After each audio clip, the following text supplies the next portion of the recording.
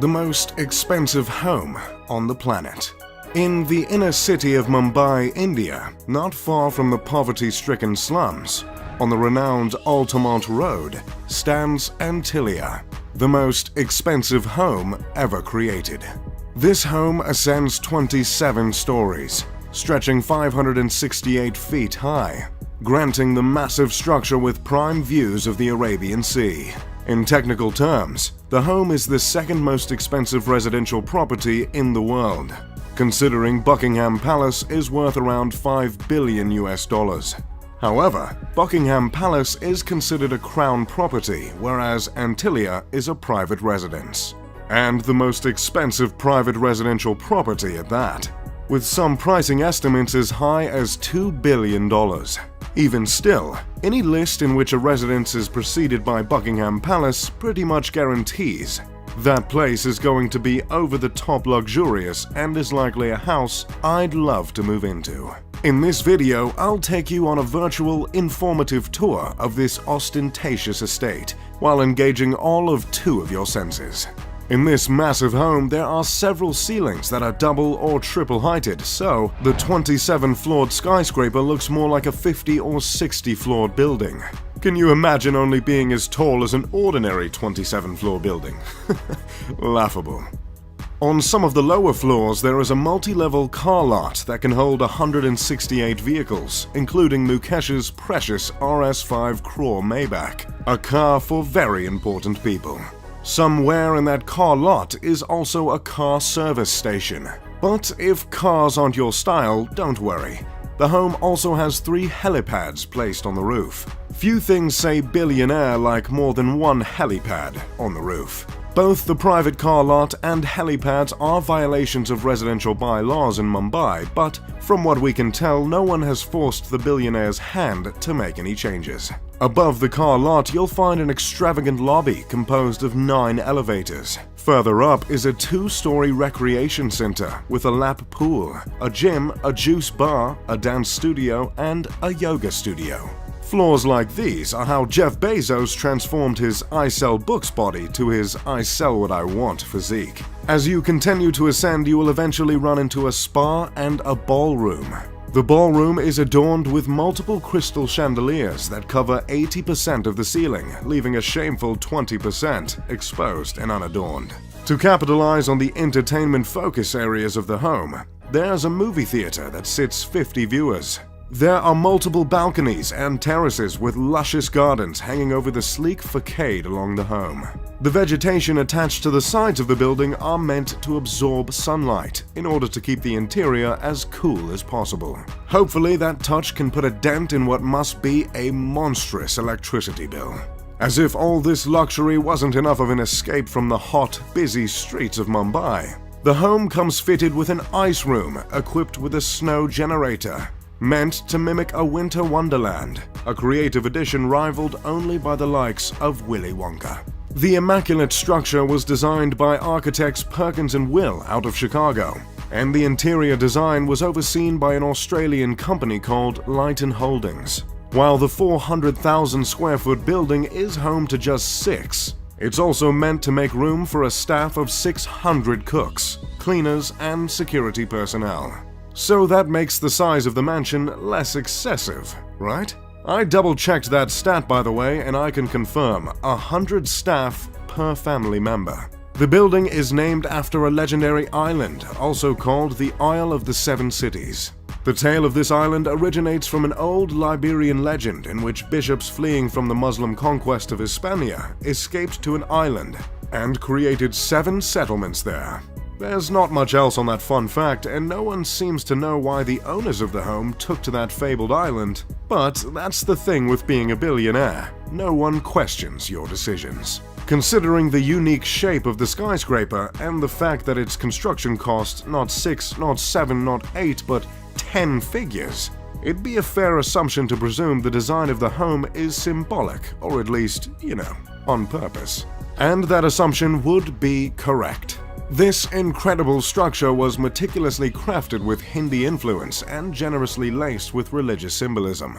Within the 27 stories, there are 6 sections of the home that are meant to reflect earth, water, fire, air, sound, and light. These elements were placed from bottom to top as to mimic not Nickelodeon's Avatar: The Last Airbender, but the ascension to enlightenment. Throughout the mansion there are two reoccurring motifs: the sun and the lotus. These symbols are meant to represent rebirth. The materials used to stand for these themes include marble, crystal, and none other than mother of pearl. There is a temple in the home in which the family of 6 goes to pray regularly. There are many statues of Hindu deities throughout the home, including the Hindu god Ganesh, revered as the remover of obstacles, and Shiva, the Hindu deity who destroys to make way for new creation. Along with religious themes and the motifs of lotus and sun, the house is said to have been inspired by the Atlantic Ocean. The owner of the $2 billion home is Mukesh Ambani, a petroleum titan, chairman of Reliance Industries and, surprise surprise, the richest man in India. Mukesh is responsible for 1/5 of India's exports, which is absolutely outrageous considering India makes up for 1/3 of the Earth's population. Mukesh's father created a business that turned into the world's biggest producer of polyester fibers and yarns. Mukesh multiplied his inheritance many times over to become one of the richest men in all of Asia. For years, Mukesh was a member of the top 10 richest people in the world, and during one surge in India's stock market in 2007, he was believed to be the richest man on the planet. But as of recently, he sits comfortably at the 20th spot. Mukesh is worth $40.1 billion and is 61 years old. Did someone ask for a list of the richest people on the planet? Okay, here it is. Number 1. Jeff Bezos, Amazon. Number 2. Bill Gates, Microsoft. Number 3. Warren Buffett, Berkshire Hathaway. Number 4. Bernard Arnault, Louis Vuitton. Number 5. Amancio Ortega, Zara. Number 6. Carlos Slim Helou and family. Number 7. Mark Zuckerberg, Facebook. Number 8. Larry Ellison, Oracle. Number 9. Larry Page, Alphabet, co-founder of Google. Number 10. Charles Koch, Koch Industries. Number 11. David Koch, you guessed it, Koch Industries. Number 12. Sergey Brin, Google. Number 13. Michael Bloomberg, Bloomberg. Number 14. Ma Huateng, Tencent Holdings. Number 15. Jim Walton, Walmart. Number 16. Rob Walton, Walmart. Number 17. Alice Walton, Walmart. Number 18. Steve Ballmer, Microsoft. Number 19. François Bettencourt Myers and family, L'Oreal. Number 20. And our guy, Mukesh Ambani. We just love lists here at Mr. Luxury. As you might have noticed from the list, Mukesh is one of only 2 individuals from Asia to earn a spot on the list. Mumbai is the commercial capital of India and is also called the city that never sleeps because I guess they didn't know that slogan was already taken. This city is also home to the entertainment industry in India, so it's commonly known as Bollywood, yet another thing they ripped from the United States. While the city is home to the world's most expensive house, it's unfortunately also home to the world's largest slum. The popular film Slumdog Millionaire was set in Mumbai. The public reception of the house's creation has been harsh at best. I believe offending neighbors comes standard when you're creating a home worth over $1 billion, but there is certainly warrant for any offense taken in this particular case, I must admit. While the house was built on the richest stripe of land in the city, it's hard to not notice the contrast in a city like Mumbai, with such depths of poverty just blocks away. Gyan Prakash told the New York Times in 2010 that the home is in a way reflective of how the rich are turning their faces away from the city.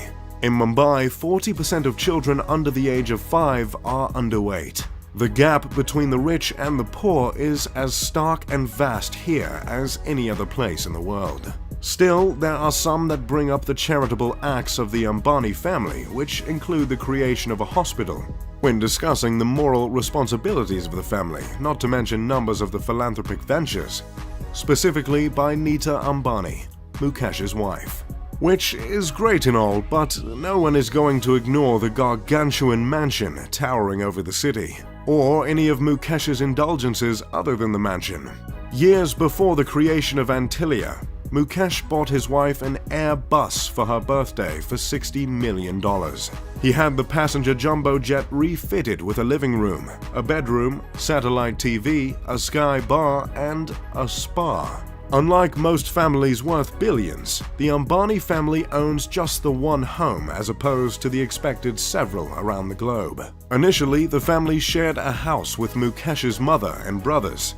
But after Mukesh's father passed away of a stroke, he decided to break the bank on the 400,000 square foot home. The children of Mukesh and Nita all studied at universities in the States. Isha, the eldest daughter, recently graduated from Yale. Her twin brother, Akash, and younger brother, Anant, both graduated from Brown University. Not that I'm in any position to judge Mukesh as a father, but it's nice to see he raised 3 Ivy Leaguers. That's pretty much all I've got on Antilia and the Ambani family. As always, I'm Mr. Luxury. If you enjoyed the video, make sure to leave a like and